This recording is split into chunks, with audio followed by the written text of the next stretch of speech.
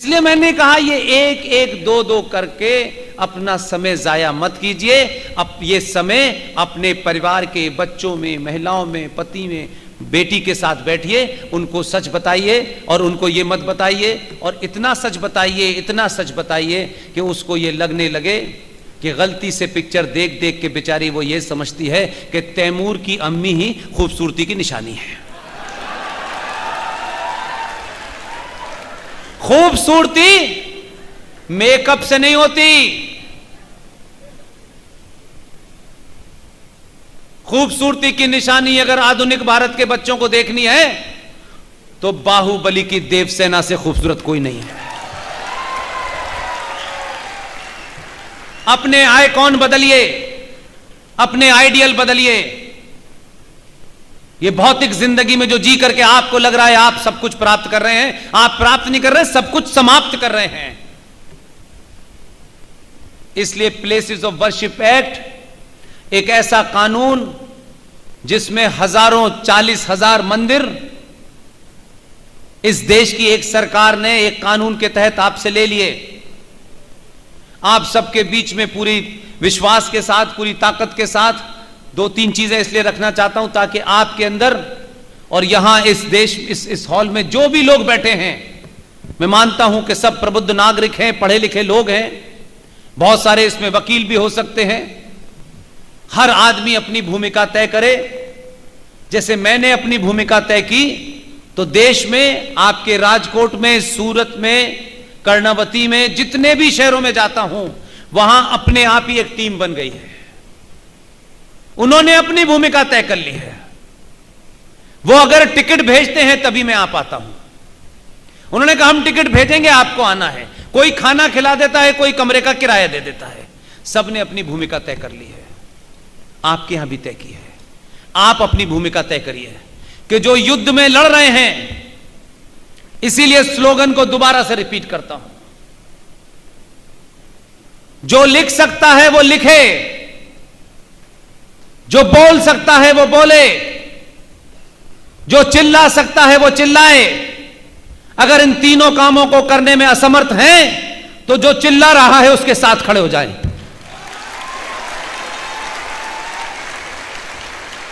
इसी से देश बदल रहा है, इसी से राष्ट्र बदलेगा। सबको सब कुछ नहीं करना है।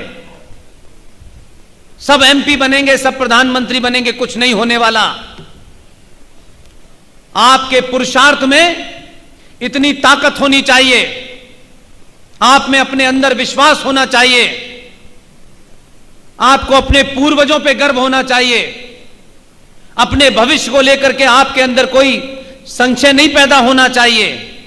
यह तभी होगा जब आपके अंदर से लालच निकल जाएगा। और अपनी सामूहिक शक्ति, जिसका मैं आज राजकोट के इस हॉल में देख रहा हूं। मुझे बताया गया यहां न किसी की कोई जाति है, न ही कोई किसी का इलाका है। यह पहली सभा में संबोधित कर रहा हूं जिसमें हर जाति के लोग बैठे हुए हैं, लेकिन वो यहां सनातन के तौर पे बैठे हैं। और जो लोग जातियों के बारे में कम जानते हैं, जातियों के बारे में भी आपको बड़ा भ्रम पैदा किया गया है। जाति भारत के अंदर कभी मजहबी व्यवस्था नहीं रही। जाति हमारे यहां सामाजिक व्यवस्था थी। जैसे आज ये व्यापारी है, ये फौज में जाएगा, ये पढ़ाई का काम करेगा, ये डॉक्टरी का काम करेगा, तो ये जातियां नहीं थी, ये समाज को चलाने का एक सिस्टम था। और भारत राष्ट्र हजारों हजारों साल से जाति प्रधान कभी नहीं रहा। यह कर्म प्रधान भूमि थी। यहां कर्म की पूजा होती थी। और मैं कोई छोटी मोटी मिसाल नहीं दूंगा आपको। भारत में कर्म प्रधान भूमि होने के कारण ही जिन मूर्खों ने, जिन चाटुकारों ने अपने स्वार्थ के लिए जाति को लेकर के जो जहर घोला है गली गली, मोहल्ले मोहल्ले, और जब चुनाव आता है तो यहां ज्यादा होने लगता है। पूछिएगा उनसे। हमारे इतिहास में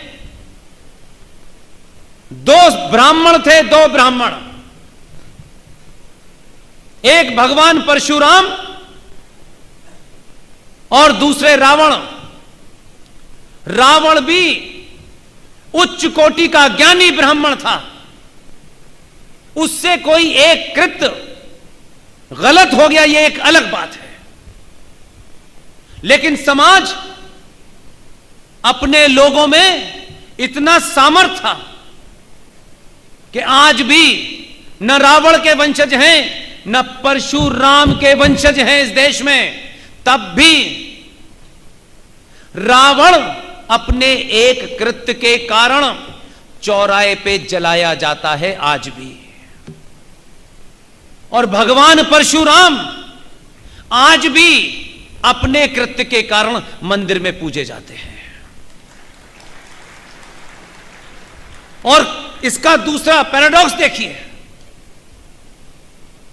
कि जो ब्राह्मणवाद और ठाकुरवाद और बनियावाद ये जो चल रहा है, जिसके कारण उत्तर प्रदेश में आपके अपने बीच के दलालों ने 303 सीटों से कम करके 264 पे पहुंचाया है, वो शक्तियां आपके अंदर बैठी हुई हैं। ध्यान रखिएगा, हमारा समाज क्या था और हमें क्या बताया गया। हमारे समाज में जो त्यागी होता है, जिसने त्याग किया होता है, उसकी पूजा होती है। पैसे वालों की कभी पूजा नहीं हुई। यह बात अलग है कि पैसे वाले लगते हैं कि उनको पूजा जाए, उनकी पूजा कभी नहीं हुई। कभी आपने अंबानी की, बिरला की, टाटा की मूर्तियां नहीं देखी इस देश में, और क्योंकि हम स्वभाव से वही हैं। 700-800 साल के कालखंड के बाद हो सकता है कुछ थोड़ी कमजोरियां हमारे अंदर आ गई हों, कुछ बीमारियां हमारे अंदर आ गई हों। भगवान राम क्षत्रिय थे, ब्राह्मण नहीं थे। यह किसी घटना के कारण जिसका उत्तर प्रदेश में दुरुपयोग कर करके यह माहौल बनाया गया था, यह उनको बताने के लिए कह रहा हूं मैं। भगवान राम क्षत्रिय थे, लेकिन उन्हीं क्षत्रिय भगवान राम ने रावण जो ब्राह्मण था उसके कृत्य के कारण उसका वध किया।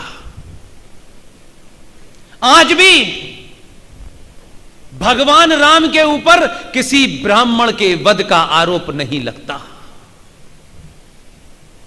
और वही ब्राह्मण मंदिर में बैठ करके भगवान राम की पूजा करता है। कौन से जातिवाद की बात कर रहे हैं आप? कहां से जातिवाद की बात कर रहे हैं? कर्नाटक और महाराष्ट्र के बॉर्डर पे ऊपर एक शहर लगता है, 10 दिन पहले होके आया हूं, बेलगावी।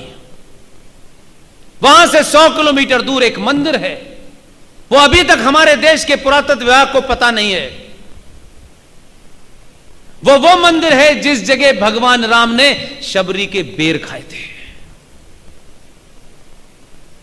पूरा इतिहास आपका गौरवशाली है, क्योंकि कुछ पागल, कुछ जुनूनी जब यहां आए, जो रेगिस्तान में ऊंट की पीठ पे खड़े होकर खजूर तोड़ते थे, वो जब पागल यहां आए तो उन्होंने कहा अब एक किताब आ गई है,